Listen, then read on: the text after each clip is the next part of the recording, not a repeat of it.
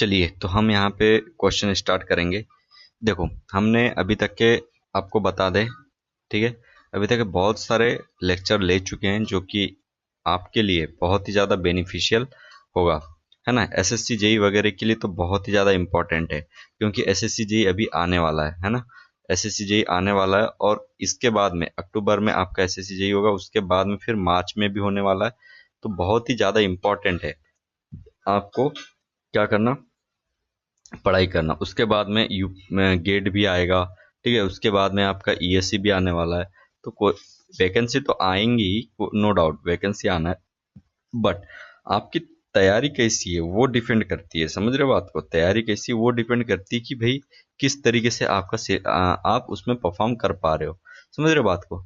चलिए, तो यहाँ पे हम अभी स्टेट एई के क्वेश्चन डिस्कस कर रहे हैं, स्टेट एई के, जो कि पीएससी लेवल के हैं, राइट, जो कि पीएससी लेवल के हैं, एक बात। और दूसरी चीज़ ये कि जैसे पीएससी के क्वेश्चन, एई वाले क्वेश्चन आपके लगाकर होते हैं, उसके बाद में ईएससी के क्वेश्चन हम यहाँ पे डिस्कस करने वाले हैं। ईएससी जो कि यूपीएससी से डायरेक्ट रिलेटेड है।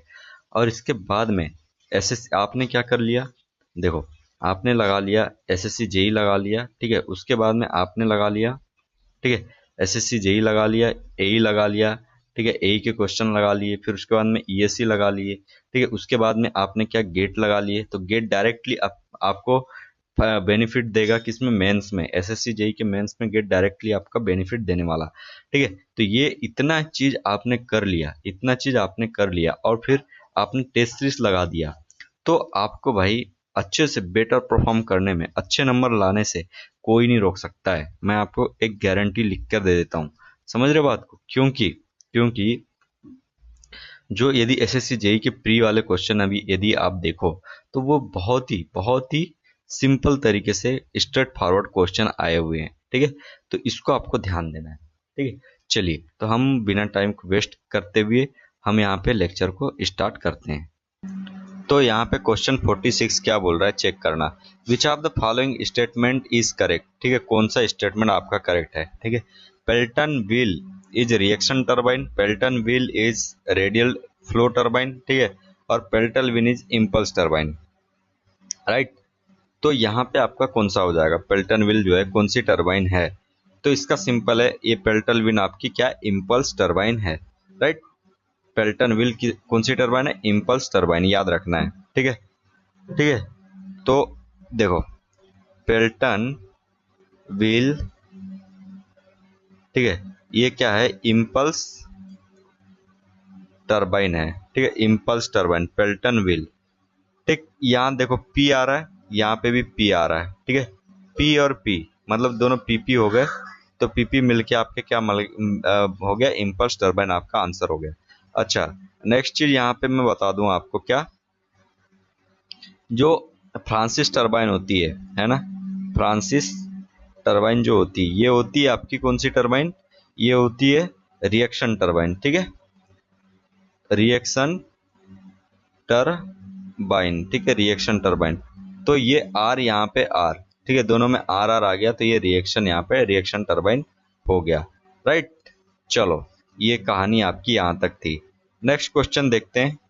देखो, when specific information about the density, ठीक है, snowfall is not available, the water equivalent of snowfall is taken, ठीक है। ये जो है आपका 47 का, इसमें आपका क्या हो जाएगा, इसमें आपका क्या हो जाएगा ऑप्शन, ठीक है। इसका तो सिंपल सी हो जाएगा, 10% हम लेके चलते हैं, राइट, 10% हम इसका लेके चलते हैं, बट ठीक है, ये जो स्नो वाटर इक्विवेलेंसी होता है, स्नो वाटर इक्विवेलेंसी, ये हम कैसे डिफाइन करते हैं वो देखते हैं, ठीक है। Snow water equivalent is a common snowpack measure, ठीक है, measurement. It is the amount of water content within the snowpack, ठीक है। It can be thought of as the depth of water that would theoretically result if you melted the entire snowpack instantaneously।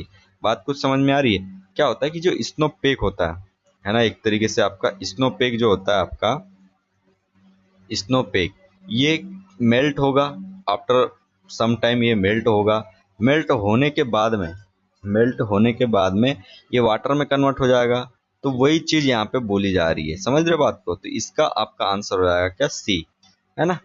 इसका answer हो जाएगा आपका simple सी, right. चलो next बात करते हैं आगे, ठीक है। आगे चेक करते हैं आगे क्या बोल रहा है यहाँ पे, देखो द परसेंटेज टोटल, ये total quality of fresh water in the world available in the liquid form,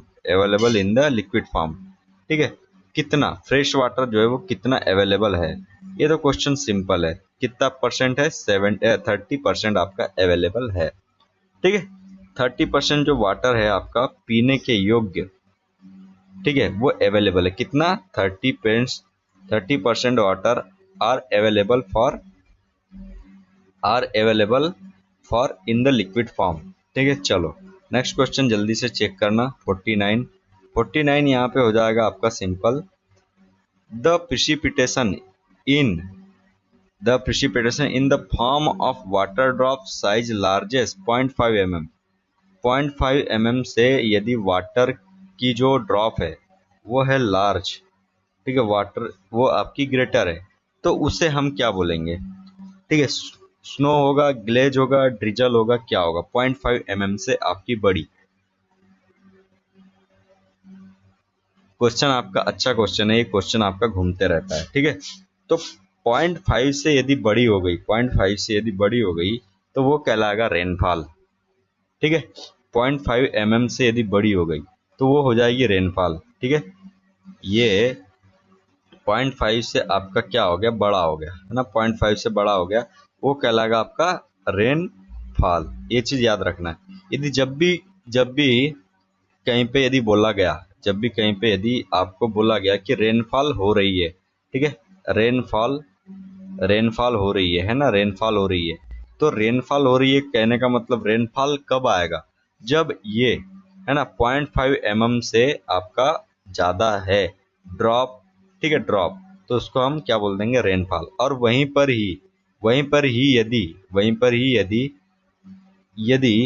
0.5 से कम हो गया, 0.5 mm से कम हो गया, उसको बोलेंगे ड्रिजल, ठीक है, ड्रिजल, राइट, उसको बोलेंगे ड्रिजल। 0.5 mm से कम हो गया तो उसको ड्रिजल बोलेंगे, राइट। और वहीं पे, ठीक है, ग्लेज किसको बोला जाता है, ठीक है, a smooth transparent and homogeneous ice coating occurring when freezing rain और ड्रिजल हिट्स अ सरफेस, तो उसे बोला जाता है ग्लेज। बात समझ में आ गई। ग्लेज आपका थोड़ा सा डिफरेंट हो जाएगा, ठीक है। एक आइस बहुत ही छोटे छोटे आइस में क्या होगा कि वो एक तरीके से जाके कोट, मतलब आपका सरफेस पे कोट कर जाएगा, ठीक है, तो वो होता है ग्लेज, याद रखेंगे, ठीक है। चलो तो पहली चीज तो आपको मेन चीज याद रखना 0.5, राइट, 0.5। तो आपका ये 0.5 हो गया, 0.5 एंड आपका 0.5 से ठीक है, 0.5 से ग्रेटर, तो ये 0.5 से लेस हो गया तो आपका डी, और 0.5 से ग्रेटर हो गया तो आपका रेन, ठीक है। डी एंड आर ऐसे याद रख लेना, D and R. Next question की ओर बढ़ते हैं जल्दी से। यहाँ पे क्या बोल रहा है, 50 है ना, 50 बोल रहा है आपका simple. The chemical that is found to be more suitable as water evaporation inhibitor, ठीक है, इनहिबिटर, ठीक है। The chemical that is found to be more suitable as water evaporation inhibitor, इसमें आपका आंसर क्या हो जाएगा, ठीक है। मेथाइल एल्कोहल, सिटाइल एल्कोहल, आपका यहाँ पे सिंपल है, इसका हो जाएगा सी, ठीक है। कहने का मतलब हो गया कि जो इवोपरेशन, उसको रोकने के लिए जो आप एक तरीके से केमिकल यूज करते हो वो है आपका क्या, सिटाइल एल्कोहल, ये चीज आप यहाँ पे यूज करते हो। नेक्स्ट क्वेश्चन जल्दी से चेक करना। अच्छा ठीक है, ये चीज हो गया, आगे बढ़ते हैं, ठीक है। इन डीएडी एनालिसिस, ठीक है, डेप्थ एरिया ड्यूरेशन मतलब होता है इसका the maximum average depth of rainfall, maximum area average depth of rainfall is 18 hour storm was 28 centimeter in an area of size 10 kilometer square. For the same duration, the maximum average depth in an area of 1000 kilometre square can be expected to B.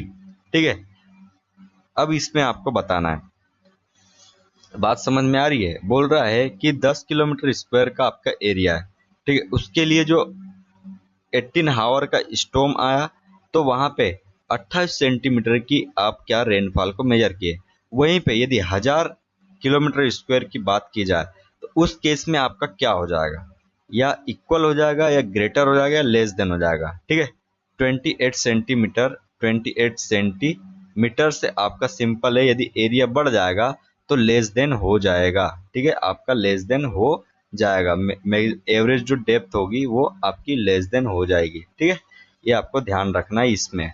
चलो next question की बात करते जल्दी से, next question की हम बात कर लेते हैं।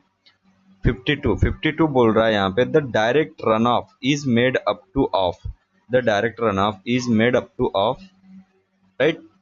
डायरेक्ट रन ऑफ की यहाँ पे बात की जा रही है। देखो, the direct runoff is made up two of overland flow and infiltration. ठीक है, surface runoff promote interflow and channel precipitation. ठीक है, surface runoff infiltration and evapotranspiration. ठीक है, एंड आपका रेनफॉल एंड यूपोरेशन। ठीक है, तो डायरेक्ट रन ऑफ में आप किस किस को कंक्लूड करते हो, इसको ध्यान रखना है। क्वेश्चन अच्छा है, तो आपका 52 का यहाँ पे बी हो जाएगा। ठीक है, डायरेक्ट रन ऑफ में आप surface runoff, promote interflow and channel precipitation, इनको आप क्या करते हो, कंक्लूड करते हो। ठीक है, डायरेक्ट रन ऑफ में आपका हो जाएगा क्या, सरफेस रन ऑफ हो गया, इंटरफ्लो हो गया और प्रेसिपिटेशन, चैनल प्रेसिपिटेशन। तो ये सारी चीज आपका यहाँ पे कैलकुलेट करते हो। नेक्स्ट क्वेश्चन की ओर बढ़ते हैं। क्वेश्चन क्या बोल रहा है यहाँ पे जरा चेक करो। ठीक है, precipitation falling during the growing period of a crop. ठीक है, precipitation falling during the growing period of crop that is available to meet the evapotranspiration needs of the crop is known as। ठीक है, इसको क्या बोला जाता है, effective rainfall, transpiration, conjugative use और पोटेंशियल रेनफॉल। ठीक है, तो इसको यहाँ पे आपको क्या बोलते हैं, इसको ध्यान देना है। इसको बोला जाता है आपका इफेक्टिव रेनफॉल। ठीक है, क्या बोलते हैं, effective rainfall, right. Precipitation is the amount of precipitation that is actually added and stored in the soil. It is the amount available. To meet the evapotranspiration needs of the crop. ठीक है, ये आपको ध्यान रखना है। तो ये देखो, precipitation falling during the growing period of a crop that is available to meet the evapotranspiration needs, ठीक है, of the crop is known as, क्या बोलते हैं, इफेक्टिव रेनफॉल उससे बोला जाता है। ठीक है, इफेक्टिव रेनफॉल उससे बोला जाता है जब, यदि आपकी ग्रोइंग पीरियड ऑफ क्रॉप के टाइम में आपका रेनफॉल हो गई तो। आगे बात करते जल्दी से। क्वेश्चन नंबर 54 देखो, evapotranspiration, right, evapotranspiration is confined to, ठीक है, is confined to, right, day light hours, night time only, land surface only. इसमें आपका आंसर क्या हो जाएगा, तो 54 का आपका डी हो जाएगा, नॉन ऑफ द एबो। ठीक है, यूपोट्रांसपिरेशन होता क्या है, evapotranspiration is the sum total of evaporation and transpiration. ठीक है, यूपोरेशन एंड ट्रांसपिरेशन। ठीक है, उसके बाद में it is a continuous process and is not confined to day और नाइट। ये आपका डे एंड नाइट में आपका कन्फाइंड नहीं होता है, ये बात आपको ध्यान रखनी है। डे एंड नाइट में आपका कन्फाइंड नहीं होता है, समझ रहे हो बात को। चलो आगे बात कर लेते हैं। ठीक है, also it includes both evaporation from land and water surface. ठीक है, ये चीज आपको ध्यान रखनी है। 55 का देखते हैं अपन।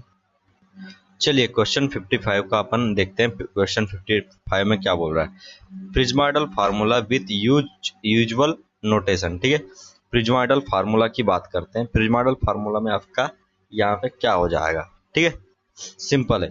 इसका आपका आंसर हो जाएगा प्रिज्माइडल में, ठीक है, आपका हो जाएगा कौन सा 55 का आपका सिंपल आपका बी हो जाएगा। ठीक है, del H by 6 del H by 6 A1 4 A2, ठीक है, A1 4 A2 A3, ये चीज आपका यहाँ पे हो जाएगा। ठीक है, प्रिज्माइडल में 6 होता है, याद रखना है प्रिज्माइडल।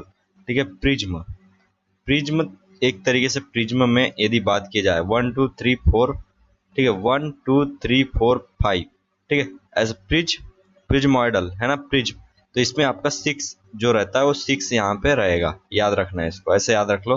प्रिज्मॉइडल फॉर्म में 6 आपका रहेगा, del H divided by 6, del H divided by 6 A1 plus 4A2, ठीक है, प्लस में आपका A3 डैश डैश डैश, ये चीज हो जाएगा।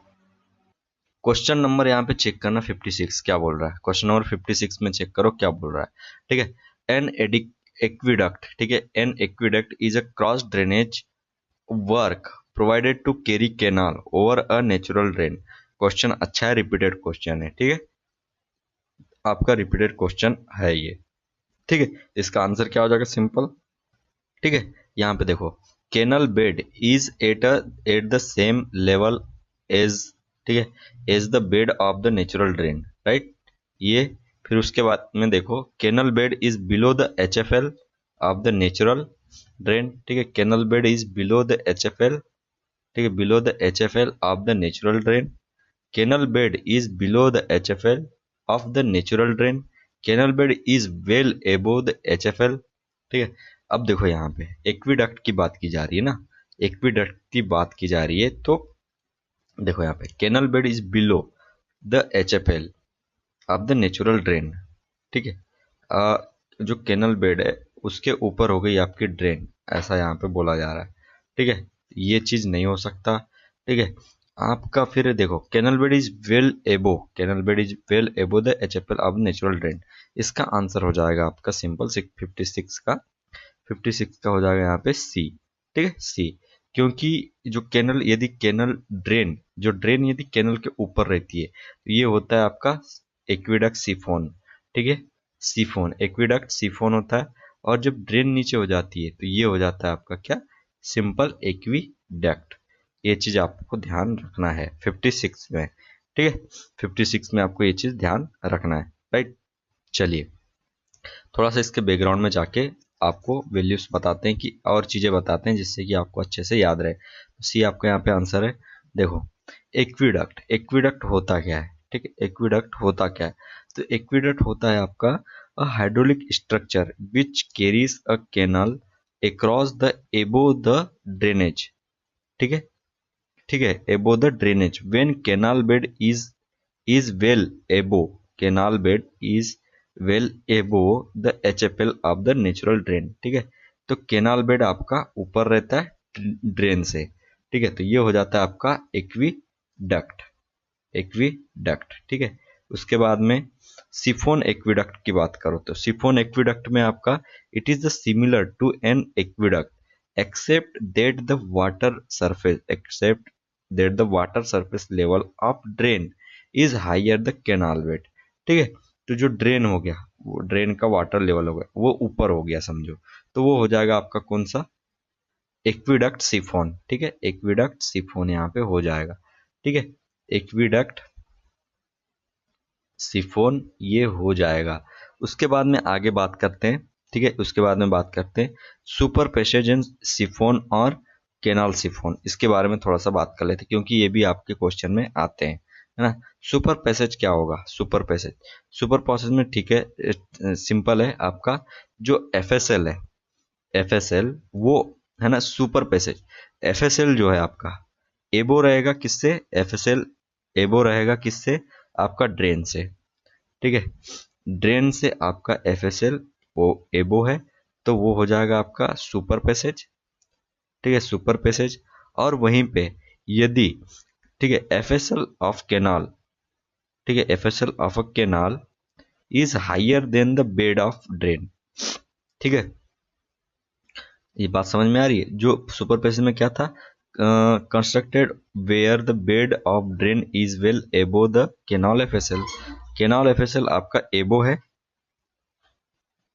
ठीक है। तो यहाँ पे एक मिनट, ये जो है ना, ये कहानी, ये ड्रेन जो है आपका, ये ड्रेन यहाँ पे ऊपर रहेगा, ड्रेन यहाँ पे ऊपर रहेगा, तो आपका यहाँ पे सुपर पैसेज होगा, ठीक है। वहीं पे यदि ड्रेन नीचे हो जाएगा, वहीं पे ड्रेन नीचे हो जाएगा, तो ये हो जाएगा क्या, आपका सिफोन और कैनल सिफोन, ठीक है। सिफोन और कैनल सिफोन, ये कहानी हो जाएगी, ठीक है।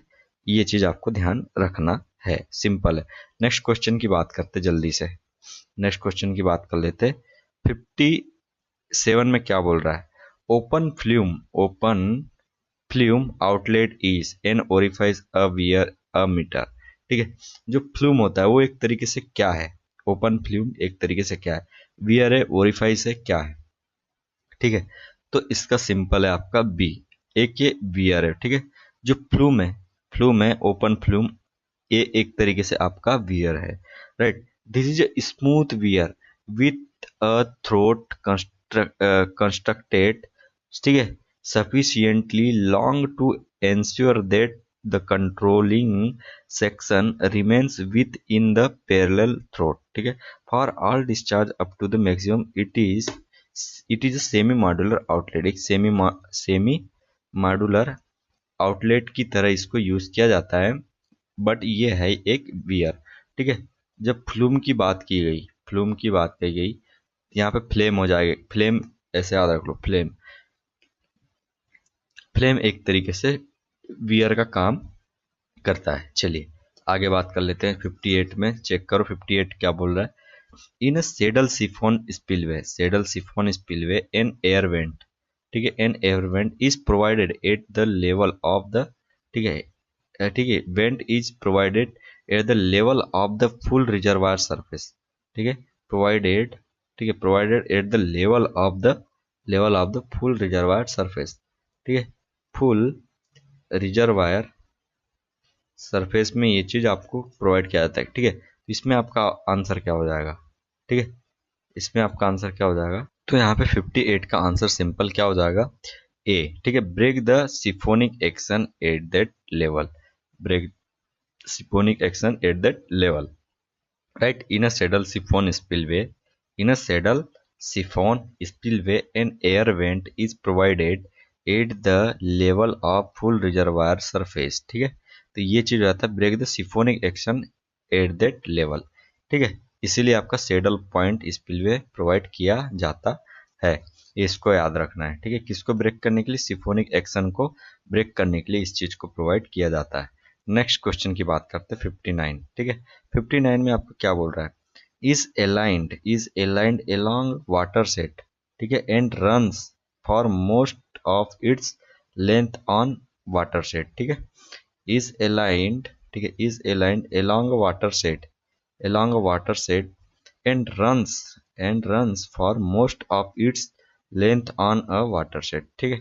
इसमें आपका क्या हो जाएगा, right, ridge canal, contour canal, side slope canal, ठीक है। इसमें आपका क्या हो जाएगा, रिज केनाल, ठीक है, रिज केनाल, फिर उसके बाद में contour canal and side slope canal. Answer क्या होगा इसका, सिंपल आंसर क्या हो जाएगा, देखो क्या बोल रहे हैं यहाँ पे, is aligned along watershed and runs for most of its length of a watershed। तो ridge canal, contour canal and side slope canal. 59 का सिंपल आंसर हो जाएगा यहाँ पे आपका रिज केनाल, ठीक है। रिज केनाल जो होता है वही आपका इसमें आंसर हो जाएगा, ठीक है। देखो रिज केनाल के बारे में यदि डेफिनेशन में बोलूँ तो क्या हो जाएगा, sorry, the divided ridge line between the catchment areas, ठीक है, between the catchment areas of two streams, ठीक है, two streams is called the watershed or ridge canal, ठीक है, is called the watershed or ridge canal। उसके बाद में देखो, उसके बाद में बोल रहा है it is suitable for plain areas, it is suitable for plain areas where slopes are relatively flat and uniform, ठीक है। देखो यहाँ पे क्या बोल रहा है, देखो, it is suitable for plain areas where slopes are relatively flat and uniform. Slope जो होता है, रिज कैनाल की जो बात की जाती है, रिज कैनाल एक तरीके से वो होती है आपकी, रिज कैनाल जो होती है आपकी, ये किसके लिए, प्लेन एरियाज के लिए होती है, ठीक है। उसके बाद में this type of alignment ensure gravity irrigation on both sides of the canal, ठीक है। ये सारी आपकी यहाँ पे कहानी हो गई। चलिए नेक्स्ट की बात करते हैं, यहाँ पे नेक्स्ट क्वेश्चन देखते हैं यहाँ पे क्या है। नेक्स्ट क्वेश्चन सिंपल, ठीक है। नेक्स्ट क्वेश्चन यहाँ पे 60 की बात करो, 60 में क्या बोल रहा है यहाँ, ठीक है। एस पर ठीक है, I S this the life of canal for concrete lining, ठीक है, for concrete lining, right, for concrete lining. देखो, इस पर कंक्रीट लाइनिंग का जो एक तरीके से आपका ईयर है वो कितने साल के लिए डिजाइन होता है, 40 year, 60 year, 99 year and 80 year, ठीक है। तो इसको आप, इसका जो डिजाइनिंग होती है, डिजाइन पीरियड होता है वो कितना होता है, 60 ईयर, लगभग 60 साल, ठीक है। एक एवरेज एज ऑफ 1%, ठीक है, एवरेज एज ऑफ 1%, जैसे कि एवरेज एज कितनी होती है, 60 होती है ना, लगभग 60 आपकी एवरेज एज होती है। तो वही चीज, एवरेज एज ऑफ 1%, ठीक है, 60 ईयर्स, ये आपको ऐसे ध्यान रख लेना है। नेक्स्ट बात करते हैं आगे, 61 की बात कर लेते हैं। Maintain a deep channel in front of the head regulator and dispose of heavy silt and a part of flood discharge on the down stream side of the barrage. तो यहाँ पे आपका आंसर क्या होगा, 61 का सिंपल है। देखो, ये सारी कहानी यहाँ पे दी गई है, ठीक है। तो इसका हो जाएगा क्या, अंडर स्लुइस। अच्छा, अब बात कर लेते हैं थोड़ा सा, देखो बैकग्राउंड में बात करना वेरी वेरी इंपॉर्टेंट। यदि थ्योरी है ना, थ्योरी यदि आप को पता है, थ्योरी आपको थोड़ा सा रिलेटेड, आपको थ्योरी पता है, तो उससे रिलेटेड ना क्वेश्चन आप बड़े आसानी से कर सकते हो, बड़े ही आसानी से वो क्वेश्चन आप कर सकते हो। चलो नेक्स्ट क्वेश्चन देखते हैं। A spillway is a waterway,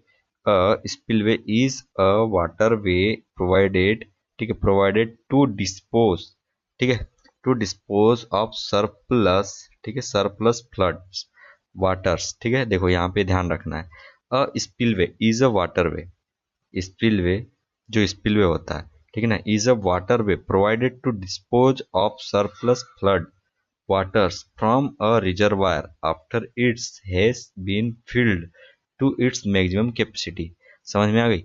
जो आपका स्पिलवे होता है ना, जो आपका सेकंड ऑप्शन में जो दिया हुआ है, तो स्पिलवे जो है आपका एक तरीके से वाटर वेस है, ये वाटर वेस है, जिसमें क्या होता है, जिसमें हम करते क्या हैं कि जो रिजर्वायर में वाटर है, एक तरीके से रिजर्वायर में वाटर जो होता है ना, उसको हम उसको हम क्या कर देते हैं, जो सरप्लस हो गया, हम बाकी को क्या कर देते हैं, फ्लो कर देते हैं, ठीक है।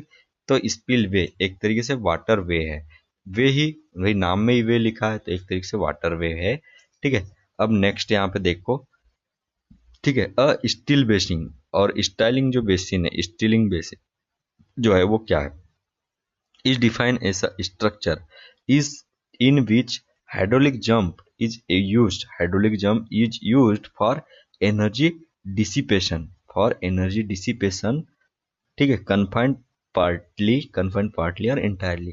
तो यहाँ पे जो हाइड्रोलिक जंप है उसको, ठीक है, उसकी एनर्जी को डिसिपेट करने के लिए स्टाइलिंग बेसिन का यूज किया जाता है, ठीक है। तो ये दोनों का आप यहाँ पे पता हो गया। और तीसरा अंडर स्लुइस का आपका ये रखा हुआ ही है।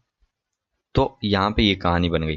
तो स्लुइस है, स्लुइस का यूज किया जाता है किसके लिए, सिल्ट को डिस्पोज करने के लिए, एक तरीके से ऐसे याद रख लो, सिल्ट डिस्पोज के लिए ये चीज यूज किया जाता है। चलो नेक्स्ट क्वेश्चन यहाँ पे चेक करते हैं, ठीक है, नेक्स्ट क्वेश्चन चेक करते हैं। 62 देखो यहाँ पे, right, 62, in a siphon aqueduct severe condition of, ठीक है, सीवियर कंडीशन, ठीक है, सीवियर कंडीशन ऑफ, यहाँ पे देखो क्या बोल रहा है, अच्छे से चेक करना। In a siphon aqueduct severe condition of maximum uplift on the floor occurs when canal runs full, drain is dry but water table is at the stream bed। Canal is dry and drain is passing the highest flood. ठीक है, canal runs dry and drain also runs dry, both canal and run full. ठीक है, क्या बोल रहा है, in siphon aqueduct severe condition of the maximum uplift on the floor occurs when. ठीक है, अच्छा क्वेश्चन है, सिफोन एक्विडक्ट से आपको पूछा है। ठीक है, सिफोन एक्विडक्ट से इसको पूछा गया है। अच्छा, सिफोन एक्विडक्ट से आपको पूछा गया है, सिफोन एक्विडक्ट होता क्या है, सिफोन एक्विडक्ट होता क्या है, जो आपका कैनल बेड है, कैनल बेड जो है वो कैनल बेड जो है आपका, कहना चाहिए उसके ऊपर कौन है, ठीक है, कैनल बेड के ऊपर कौन है, ड्रेन, कैनल बेड के ऊपर यहाँ पे है ड्रेन, तो ये होता है आपका सिफोन एक्विडक्ट। यही चीज अपन ने पीछे पढ़े थे, है ना। अब इसमें अब कहानी आगे क्या बनेगी, ठीक है, कहानी यहाँ पे क्या बनेगी कि देखो, इसमें होता है आपका, ये इसमें हो जाएगा आपका आंसर, तो पहली चीज B, canal is dry, canal is dry and drain is passing the highest flood. ठीक है, कैनल आपकी क्या है, कैनल बेड है आपका क्या, ड्राई है, और ड्रेन है आपकी क्या, फुल सप्लाई लेवल से आपकी जा रही है। बात समझ आ रहा है, कुछ समझ आया। ठीक है, यही चीज होती है कहानी यहाँ पे। ठीक है, तो देखो maximum uplift condition, canal dry and जो ड्रेन है पासिंग हाईएस्ट फ्लड। ठीक है, ये चीज आपको ध्यान रखना है। Question number sorry, question number 63 check करो क्या बोल रहा है। In the following in the overflowing, ठीक है, ओवरफ्लोइंग वाटर इज गाइडेड, ठीक है, in the overflowing water is guided smoothly smoothly over the crest, smoothly over the crest and surface, sorry crest and profile, ठीक है, crest and profile of the spillway. ठीक है, ये आपका कौन सा कहलाएगा। ठीक है, अच्छा क्वेश्चन है। ठीक है, in the overflowing water is guided smoothly, ठीक है, overflowing water is guided smoothly over crest and profile of water of the spillway. ठीक है, तो ये कहलाएगा आपका ओगी स्पिलवे। ठीक है, ओगी स्पिलवे में ही आपका क्या होता है, बहुत ही क्या स्मूथली आपका वाटर फ्लो करता है। ठीक है, ogee spillway is an improvement over the free overfall spillway. ठीक है, the profile of this spillway is made, ठीक है, is made in the accordance with the shape of the lower naps, ठीक है, lower naps of a free falling jet over a ventilated sharp crested weir। तो ये सारी कहानी है, कोई दिक्कत नहीं है, ज्यादा कहानी के ऊपर नहीं जाना है। तो आपको याद रखना है कि जो स्मूथली, ठीक है, जो स्मूथली, ठीक है, स्मूथली वाटर को फ्लो करवाए, वही आपका क्या हो जाएगा, ओगी स्पिलवे। राइट, चलो आगे बढ़ जाते हैं। 64 चेक करो क्या बोल रहा है। द रेशियो ऑफ रेट, ठीक है, द रेशियो ऑफ रेट, ठीक है, the ratio of rate change of discharge of an outlet, ठीक है, चेंज ऑफ, ठीक है, rate of change of discharge of an outlet to the rate of change of the discharge of the distribution channel is known as, ठीक है, is known as, इसको क्या बोलते हैं, flexibility, sensitivity, setting and efficiency. Right, इसमें क्या हो जाएगा, क्या हो जाएगा इसमें, ठीक है, मैं पूछ रहा हूं क्या हो जाएगा इसमें। ठीक है, तो क्या हो जाएगा 64 का, इसमें हो जाएगा आपका फ्लेक्सिबिलिटी। क्या, फ्लेक्सिबिलिटी। तो फ्लेक्सिबिलिटी ही आपका, देखो ये तो रिपीटेड क्वेश्चन है यार, इसको क्यों आप भूल जाते हो, भूलना नहीं है भाई। ठीक है, फ्लेक्सिबिलिटी, फ्लेक्सिबिलिटी जो होता है ये होता है आपका डी क्यू बाय क्यू, ठीक है, D Q by Q divide में आपका D Q divide by Q, ये चीज यहाँ पे हो जाती है। ठीक है, F equals to M by N multiply आपका वाई बाय एच। राइट, ये आपकी कहानी यहाँ पे बन जाती है। ठीक है, ऐसे आपको ध्यान रख लेना है। चलिए नेक्स्ट क्वेश्चन आपको देखना। अच्छा, स्मॉल क्यू क्या है, discharge passing through outlet of, ठीक है, सी की पावर एच एम, ये देखो क्यू, यहाँ पे जो स्मॉल क्यू है, स्मॉल क्यू की वैल्यू होती है सी की पावर एच एम, ठीक है, सी की पावर एच एम होती है। और वहीं पे कैपिटल क्यू की वैल्यू जो होती है के वाई की पावर एन, ठीक है, ये आपका यहाँ पे हो जाता है सी एच की पावर एम के वाई की पावर एन, ठीक है, Q equals to C H की power M Q equals to K Y की पावर एन। ये चीज यहाँ पर ध्यान रखने वाले, पहली चीज तो फ्लेक्सिबिलिटी याद रखो, ठीक है, फ्लेक्सिबिलिटी आपका rate in change in discharge, ठीक है, देखो यहाँ पे बोला ना रेट, देखो डिस्चार्ज ऑफ एन आउटलेट, ठीक है, discharge of A distribution channel, ठीक है, डिस्ट्रीब्यूशन चैनल, ये चीज ऐसे ध्यान रखने वाली कहानी है। बात समझ आई? नहीं आई तो आना चाहिए। चलो नेक्स्ट क्वेश्चन देखते हैं 65, इसका आंसर ए है 65 का। देखो कैलिफोर्निया बेयरिंग रेशियो मेथड कौन सी है, यहाँ पे आपको बताना है कैलिफोर्निया बेयरिंग रेशियो मेथड। उसके बाद में आपको बताना क्या है, California resisting value method, triaxial method, McLeod method, ठीक है। ट्राइक्सियल मेथड तो आपकी यहाँ पे हो जाएगी फोर्थ वाली, राइट, ट्राइक्सियल मेथड आपकी फोर्थ वाली हो जाएगी, सी का हो जाएगा आपका यहाँ पे फोर्थ, इसको ऐसे नहीं, इसको ऐसे जमाओ, ठीक है, ए बी सी डी, तो आपका सी का हो गया यहाँ पे चौथा, सी का चौथा, उसके बाद में, ठीक है, तो आपका सी का हो गया फोर्थ, और यहीं पे आपका, ठीक है, यहीं पे आपका कैलिफोर्निया बेयरिंग रेशियो सीबीआर का आपकी वैल्यू कौन सी है, ए का, ठीक है, ए का थर्ड, ठीक है, ए का थर्ड, तीसरा, राइट। अब ये आपकी दो चीज आपको मिल गया। अब उसके बाद में बच गई आपकी दो चीज, है ना, कैलिफोर्निया रजिस्टिंग वैल्यू मेथड और एमसी लियोड मेथड, ठीक है। तो यहाँ पे आपका क्या हो जाएगा, कैलिफोर्निया रजिस्टिंग मेथड का आपका कौन सा हो जाएगा, मेरे ख्याल से इसका तो होना चाहिए, इसका होना चाहिए, कैलिफोर्निया रजिस्टिंग वैल्यू मेथड का होना चाहिए आपका सेकेंड, ठीक है, सेकेंड, ठीक है। तो अब आप यहाँ पे बच गया आपका फर्स्ट, ठीक है, यही कहानी बच गई ना। 1 मिनट, सॉरी, मतलब यहाँ पे फर्स्ट हो जाएगा, यहाँ पे फर्स्ट और यहाँ पे सेकेंड, ठीक है। अब मैच कर लेते हैं, मैच कर लेते हैं। तो आपका पीछे में क्या था वो एक बार चेक करो, ठीक है, third first fourth second, third first, ठीक है, थर्ड फर्स्ट देखो कहीं आ रहा है क्या, third third first fourth second, D आपका यहाँ पे मिल रहा है, ठीक है। तो ऑप्शन इसका हो गया 65 का डी, ठीक है, 65 का डी, सिंपल, ठीक है। ये चीज याद रखना है, एमसी लियोड मेथड जो होती है एक बार अपन चेक ही कर लेते हैं, अच्छे से लिख भी लेते हैं जिससे कि याद ज्यादा देर तक रहने पाए, ठीक है।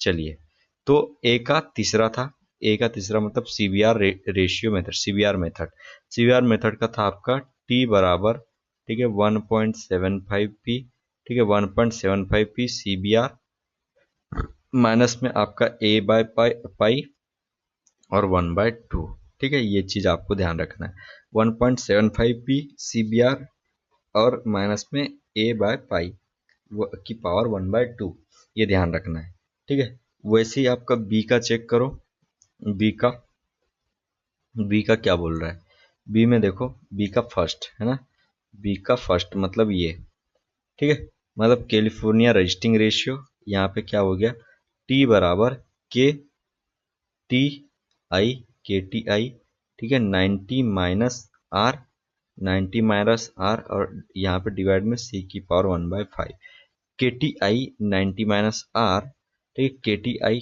कट्टी 90 माइनस आर और सी की पावर 1/5, ये चीज हो गई यहाँ पे। नेक्स्ट चेक करते हैं, नेक्स्ट सी का फोर्थ, राइट, सी का फोर्थ, तो ट्राइक्सियल मेथड में आपका 3 पैक्सी, पैक्सी मतलब पी एक्स वाई, ठीक है, और डिवाइड में 2 पाई ईडेल का होल स्क्वायर और माइनस ए का स्क्वायर, ठीक है, ट्राइक्सियल मेथड का ये हो गया। अब उसके बाद एमसी लियोड मेथड, ठीक है, इसका हो गया आपका टी इक्वल्स टू के लॉग, ठीक, के लॉग 10 की पावर पी बाय एस, ये यहाँ पे कहानी पूरी बन गई अपनी। चलो ये हो गया, नेक्स्ट क्वेश्चन की ओर अपन बढ़ते हैं। नेक्स्ट क्वेश्चन चेक करना क्या बोल रहा है, ठीक है, नेक्स्ट क्वेश्चन बोल रहा है the maximum width of an expansion joint, अच्छा क्वेश्चन आया, and the maximum spacing between expansion joint, देखो maximum width of expansion joint, ठीक है, maximum width of expansion joint and maximum spacing, ठीक है, maximum spacing between expansion joint. तो इसको आपको बताना है, ठीक है।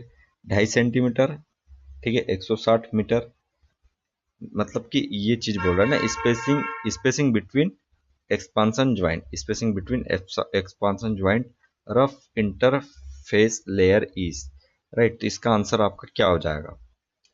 66 में आपका सिंपली आपका सी हो जाएगा। 2.5 सेंटीमीटर एंड 140, ठीक है, 140 मीटर, 2.5 सेंटीमीटर एंड आपका 140 मीटर, ये आपका आंसर हो जाएगा किस चीज के लिए? The maximum width of expansion joint, maximum width of expansion joint and maximum spacing between expansion joint for rough interface layer, ठीक है, रफ इंटरफेस लेयर।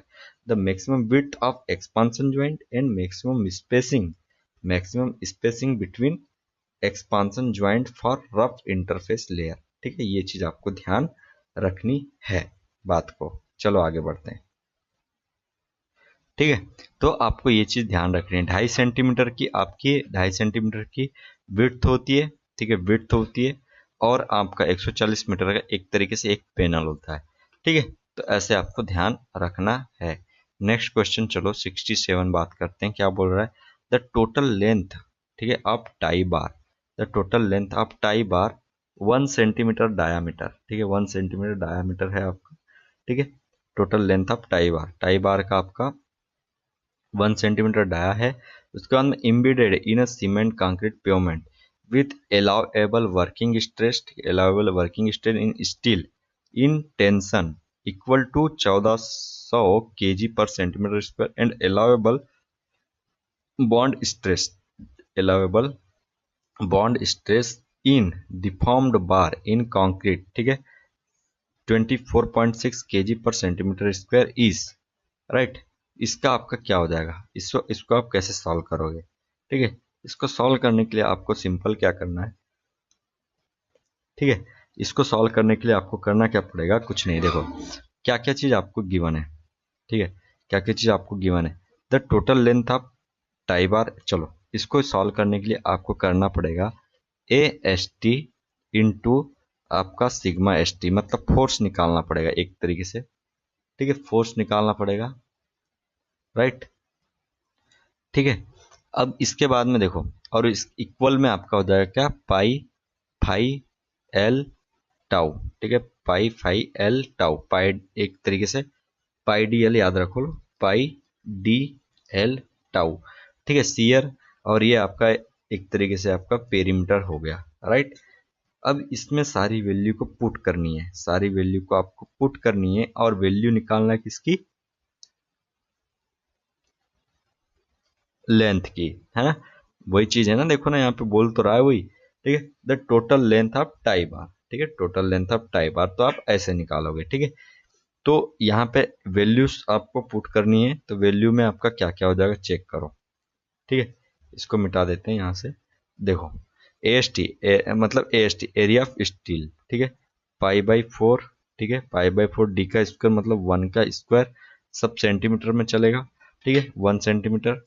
अब उसके बाद में मल्टीप्लाई करना है, ठीक है, मल्टीप्लाई करना है स्ट्रेस को, तो स्ट्रेस आपको दे के रखा है यहाँ पे, ठीक है, स्ट्रेस आपको दे के रखा है कितना? 1400 kg, 1400 kg per centimetre square, equal में हो जाएगा आपका यहाँ पे पाई, ठीक है, डी की वैल्यू 1 सेंटीमीटर, ठीक है, कोई दिक्कत नहीं है, एल आपको निकालना है, और मल्टीप्लाई में टाउ की वैल्यू देख रखा है कितना? 26, ठीक है। Allowable bond stress in deformed bar in a concrete 24.6, ठीक है, ये मल्टीप्लाई कर दो 24.6 kg per centimetre square, KG पर सेंटीमीटर स्क्वायर, ये चीज हो गई यहाँ पे कहानी, राइट। चलो ठीक है, अब यहाँ पे देखो एल इक्वल्स टू आप निकालोगे तो क्या हो जाएगा? 1400 मल्टीप्लाई आपका पाई/4, 1400 मल्टीप्लाई बाई पाई/4, और 1 का स्क्वायर डिवाइड में आपका पाई इंटू 24, ठीक है, 24.6 इंटू 1, राइट, ये चीज हो गया। यहाँ पे हो जाएगा 14.22 सेंटीमीटर, ये आपका आंसर हो जाएगा। राइट, टोटल लेंथ रिक्वायर्ड, यदि हम यहाँ पे बात करें टोटल लेंथ रिक्वायर्ड की बात करें, ठीक है, आंसर तो ये नहीं हो गया ना, total length required, total length की यदि हम बात करते हैं तो टोटल लेंथ में आपका क्या हो जाएगा, मल्टीप्लाई आपका 2 करना पड़ेगा। ठीक है, ये इक्वल्स टू 2 इंटू 14.22 सेंटीमीटर, ये हो गया आपका आंसर। राइट, ये आपका आंसर हो जाएगा। चलो, इस तरीके से आपको यहाँ पे करना था। अब यहाँ पे यही चीज आपको ध्यान रखनी है। ठीक है, यही चीज आपको ऐसे करना है, आपको ध्यान रखना है कि कुछ नहीं करना था यहाँ पे, सिंपल करना ये था कि भाई आपको क्या करना था, एरिया इंटू सिग्मा करना था। ठीक है, इक्वल्स टू, ये स्टील है सब, यहाँ पे स्टील है, और इक्वल में कर देना था क्या, पाई बॉन्ड स्ट्रेस है ना, पाई डी एल मल्टीप्लाई बाय आपका टाउ, ये चीज करना था आपका। इजीली यहाँ से आपका आंसर निकल कर आ जाता है। ठीक है, 28.45। चलो नेक्स्ट क्वेश्चन देखते हैं। क्या हो रहा है, द स्ट्रेस परफॉर्म, ठीक है, the stress perform, right, check करो आगे। The test performed for detecting whether bitumen is cracked or not. ठीक है, ठीक है, समझ रहे हो। तो इसको हम चेक करने के लिए यहाँ पे कौन सा टेस्ट करते हैं, सिंपल आपका, एक तो डक्टिलिटी टेस्ट किया जाता है। ठीक है, डक्टिलिटी टेस्ट किया जाता है, और आपका, ठीक है, फोर्थ किस किस में, 1 1 3 4, 1 स्पॉट टेस्ट नहीं किया जाता, spot test, float test and ये।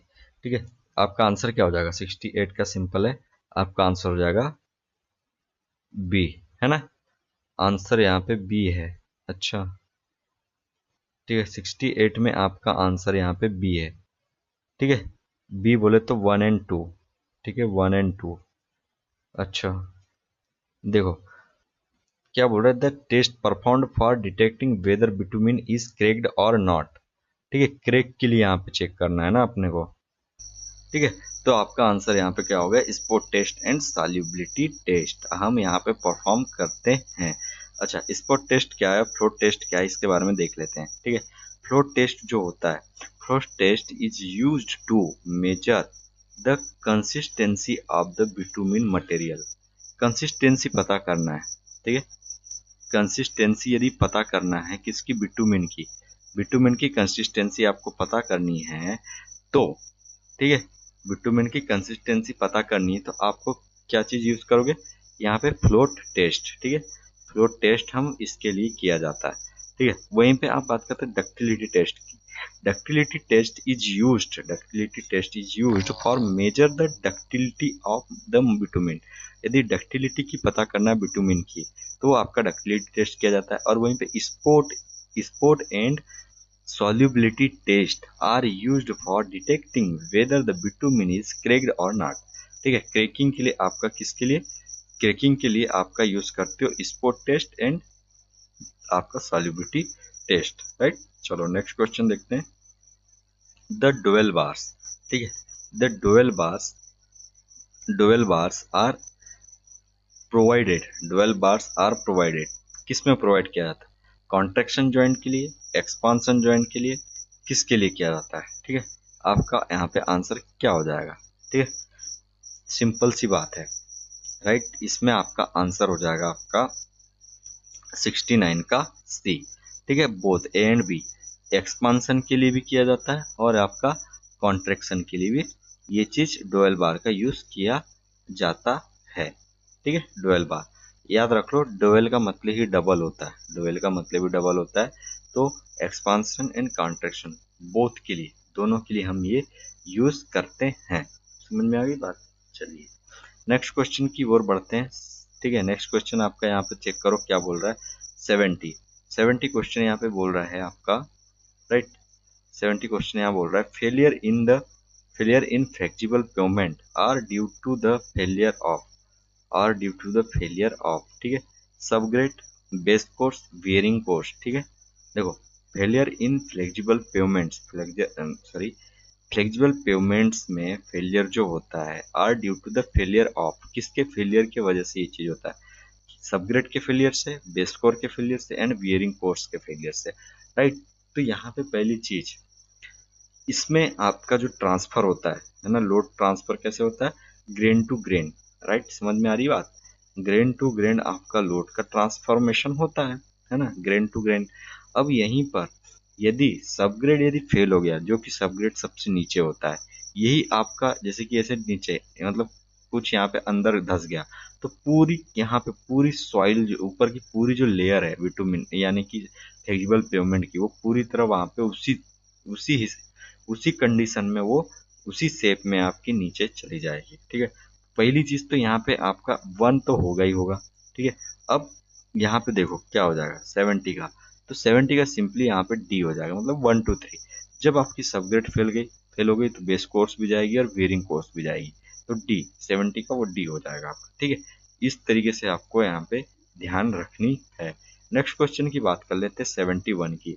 देखो पढ़ना बहुत इंपॉर्टेंट है, पढ़ाई नहीं करोगे तो ना हो पाएगा, कुछ जिंदगी में कुछ नहीं हो पाएगा, इसलिए थोड़ा सा अपने आप कॉन्सेंट्रेट कीजिए और पढ़ाई कीजिए, ठीक है। चलिए तो क्वेश्चन नंबर 71 की हम बात करते हैं। Bitumen grade is specified as 80 to 100 और 80/100 ग्रेड, दिस मीन्स, ठीक है, इसका मतलब होता क्या है, इसको थोड़ा सा समझना है, ठीक है। ठीक है, बिटुमिन का जो ग्रेड यदि कभी देखे होंगे, तो बिटुमिन का जो ग्रेड होता है ना, उसको इसी तरीके से आपको दिखाना पड़ता है, 80 to 100 या फिर 80/100। तो यहाँ पे जो 80 and 100 इस तरीके का जो मतलब होता है, इसमें क्या मतलब होता है उसको यहाँ पे बताना है, ठीक है। तो इसका सिंपल आपका क्या हो जाएगा आंसर, 71 में आपका सिंपल हो जाएगा, ठीक है। देखो सी, ठीक है, penetration value of bitumen is between 80 to 100, इसका मतलब ये होता है, ठीक है। कहीं पे कहीं पे 80 to 100 ऐसा लिखा हुआ है, 80 to 100 कहीं पर ऐसा लिखा हुआ है, तो ये किसको शो करता है, पेनिट्रेशन वैल्यू को, ठीक है, पेनिट्रेशन वैल्यू को ये शो करता है, पेनिट्रेशन वैल्यू को ये शो करता है, पेनिट्रेशन वैल्यू ऑफ बिटुमिन, ठीक है, ये चीज यहाँ पे शो करता है। नेक्स्ट क्वेश्चन की ओर चलते हैं अपन, नेक्स्ट क्वेश्चन, ठीक है 72। नेक्स्ट क्वेश्चन यहाँ पे चेक करो 72, राइट, 72 की हम बात कर लेते हैं सिंपल। देखो 72 में क्या बोल रहा है, the critical condition stresses for combination of stress in cement concrete pavement during summer. Question अच्छा है, क्वेश्चन अच्छा है, ये क्वेश्चन आपका हाईवे का है ना, समझ रहे हो बात को, ये क्वेश्चन आपका हाईवे का है, जो कि आपका बहुत ही बार पूछा जाता है, ठीक है।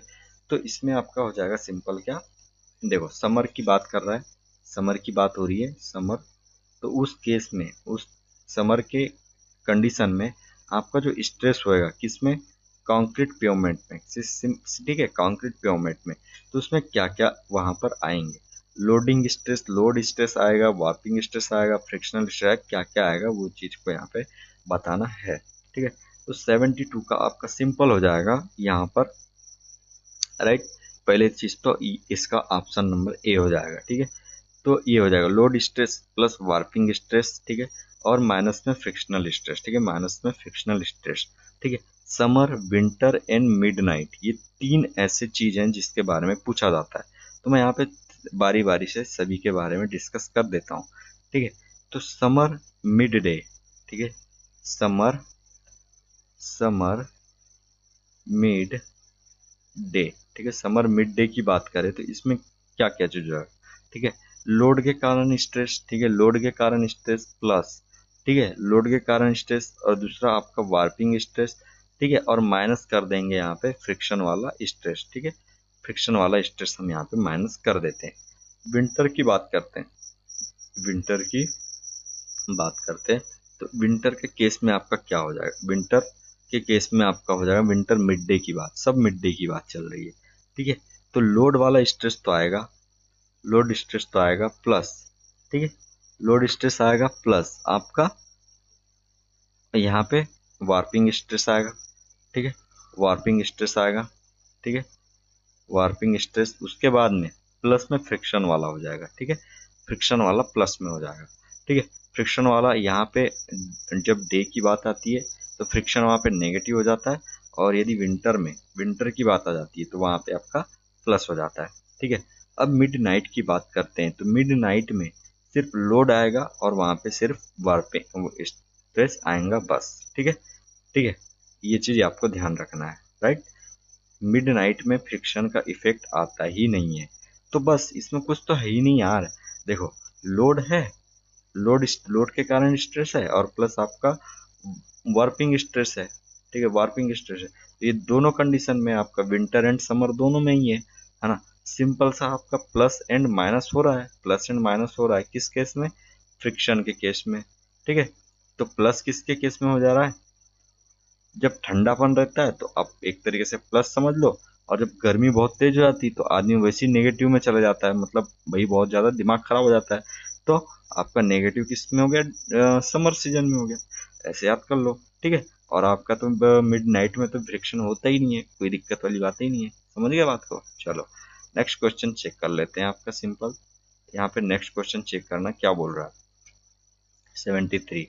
ठीक है, arrange the following layers flexible pavement from top to bottom. ठीक है, तो बॉटम में सबसे पहले बॉटम में सबग्रेड हो जाता है, जिसमें चौथा है वही आपका आंसर हो जाएगा। ठीक है, तो चौथा दो में, तो ये आपकी ये कैंसिल हो गए। ठीक, चलो उसके बाद में सबग्रेड हो गया, उसके बाद में आपका हो जाएगा क्या? उसके बाद में सब बेस कोर्स। ठीक है, पहला। ठीक है, ये आपका ऑप्शन हो जाएगा 73 का आपका सिंपल डी आपका ऑप्शन होगा, 73 का डी। ठीक है, तो यहाँ पे सब ग्रेड हो जाता है, सब ग्रेड, उसके बाद में होता है आपका सब बेस। ठीक है, देखो याद रखने का तरीका, सब ग्रेड है, उसके जस्ट बाद में आपका सब बेस आता है। ठीक है, सब बेस आता है, उसके बाद में आपका बेस कोर्स आता है, उसके बाद में आपका आता है क्या? Surface course. ठीक है, सरफेस कोर्स उसके बाद में आता है। ठीक, ये चीज आपको ध्यान रखनी है। नेक्स्ट क्वेश्चन की ओर बढ़ते हैं। 74 चेक करना क्या बोल रहा है। A culvert can be defined as a crossing with a total length not exceeding between faces of the abutment. ठीक है, इसका आपका क्या हो जाएगा? आंसर क्या हो जाएगा? Culvert can be defined as a crossing with a total length. ठीक, a culvert can be defined as a crossing with a total length not exceeding between the faces of the abutment। तो इसका आपका simple option हो जाएगा आपका 74 का ए, 74 का ए, 6 metre. ठीक है, 6 मीटर आपका यहाँ पे आंसर हो गया। ठीक है, culvert is a tunnel carrying a stream or open drain under a road or railway. ठीक है, under a road or railway. ठीक है, कलवर्ट एक तरीके से क्या हो गया? कलवर्ट एक तरीके से क्या होगा? एक टनल होती है। ठीक है, carrying stream or open drain under a road or railway. ठीक है, बात समझ में आ गई? देखो मेरे भाई, आपने आपने तो ये चीज भाई देखा भी होगा ना, आप तो रेल से गए हो, है ना भाई। हाँ मानते हैं अभी लॉकडाउन चल रहा है, आप बहुत दिन से रेल से सवार नहीं किए हो, इसका मतलब ये तो नहीं कि आप सारी चीज भूल गए, है ना, ऐसा नहीं है ना। तो आपने गौर किए होंगे कई जगह में कई जगह में आपके कलवर्ट बने हुए हैं, और उसके ऊपर से आपकी ट्रेन गुजरती है। तो ठीक है, ट्रेन गुजरती है आपकी, ठीक है, ट्रेन गुजरती है ना, तो वही होता है कलवर्ट, राइट, वही होता है एक तरीके से कलवर्ट। तो इसमें आपका याद रखना है 6 मीटर से आपका यदि कम है तो वो कलवर्ट कहलाता है। ठीक है, 6 मीटर से कम है वो कलवर्ट कहलाता है। देखो, a culvert is just a type of bridge with span less than 6 meter. 6 meter से आपका कम हो गया तो वो होता है आपका कलवर्ट, राइट। अब दूसरी चीज ये है यहाँ पे, if the span is between 6 and 60 metre it is termed as minor bridge. 6 से 60 मीटर की बात करें, 6 से 60 मीटर की यदि हम बात करते हैं तो वो कहलाता है आपका क्या? एक तरीके से माइनर ब्रिज। एंड हर span is greater than 6 metre. ठीक है, देखो 6 से 60 हो गया, ये चीज बहुत ध्यान दो यार भाई, ध्यान दो बहुत अच्छे से। देखो 7, 10, 8 ये सब कुछ नहीं है, 7, 7 कुछ नहीं आता इसमें। 6 मीटर, 6 to 60 मीटर, ठीक है, और 60 मीटर से यदि ग्रेटर हो गया, देखो 6 से 60 मीटर ये कहलाता है आपका, कौन से ब्रिज कहलाते हैं? माइनर ब्रिज कहलाते हैं। ठीक है, माइनर ब्रिज। और यदि आपका 60 से ग्रेटर हो गया तो वो कहलाएगा कौन सा ब्रिज, ठीक है, वो कहलाएगा आपका, ठीक है, मेजर ब्रिज, राइट, वो कहलाते हैं आपके मेजर ब्रिज। ये चीज ध्यान देना है। तो ये बहुत ही इंपॉर्टेंट यहाँ पे आपका एक क्वेश्चन था, राइट। तो 6 से 60 और 60 से ग्रेटर, ये आपका ब्रिज को क्लासिफाई करने के लिए ये चीज यहाँ पे होती है। ये आपको ध्यान रखना है। क्या ध्यान रखना है? 6 से 60, तो 6 से लेस देन हो गया तो वो कहलाएगा कलवर्ट, ये होगा माइनर, ये होगा मेजर। चलो नेक्स्ट क्वेश्चन की ओर बढ़ते हैं। 65 नंबर देखो यहाँ पे। 65 आपका क्या बोल रहा है? ठीक है, 65 यहाँ पे बोल क्या रहा है? देखो, what should be the minimum width of a footpath, ठीक है, व्हाट शुड बी, ठीक है, footpath designing a bridge for rural areas. Rural areas के लिए फुटपाथ जो डिजाइन किया जाता है वो कितने मीटर के लिए बनाया जाएगा, वो चीज यहाँ पे आपको बतानी है, ठीक है। तो इसका हो जाएगा 75 का सिंपल आपका आंसर 1.5 मीटर। सिर्फ 1.5 मीटर का ये चीज बनाया जाता है। 2.5 मीटर का आपका शोल्डर होता है, 2.5 मीटर का शोल्डर होता है। और फुटपाथ जो होता है, फुटपाथ, ठीक है, फुटपाथ जिसमें आदमी क्या करता है, मूव करता है, आदमी मूव करता है। तो उसमें कई बार आपने देखे होंगे जो आदमी है वो सो भी जाते हैं, पेड़ वेड़ लगा रहता है ना वहाँ पे, तो वहाँ पे सो भी जाते हैं। तो वो फुटपाथ आपका यूं ऐसे जा रहा है, ऐसे रोड के साथ साथ, और आदमी ऐसे सो गया यहाँ पे, ऐसे सो गया।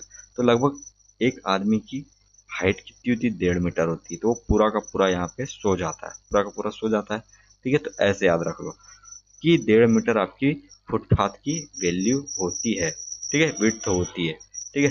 ये हो गई आपकी कहानी यहाँ तक की। चलिए, तो हम फिलहाल में यहाँ पर इसको स्टॉप करते हैं क्योंकि हमारा लेक्चर क्या हो रहा है, बहुत आगे जा चुका है। आगे कहने का मतलब 1 घंटा हो चुके हैं, ठीक है। तो इसके बाद में हम लेकर आएंगे, इसके बाद में जो क्वेश्चन बचे हुए उसको नेक्स्ट लेक्चर में कंटिन्यू करने वाले हैं, ठीक है। तो हमारे साथ में जुड़े रहिए, हमारे साथ में बने रहिए, देखते रहिए सी फैन। सब्सक्राइब कीजिए हमारे चैनल को, वीडियो को लाइक कीजिए, शेयर कीजिए, ठीक है। थैंक यू फॉर वॉचिंग, मिलते हैं नेक्स्ट लेक्चर में।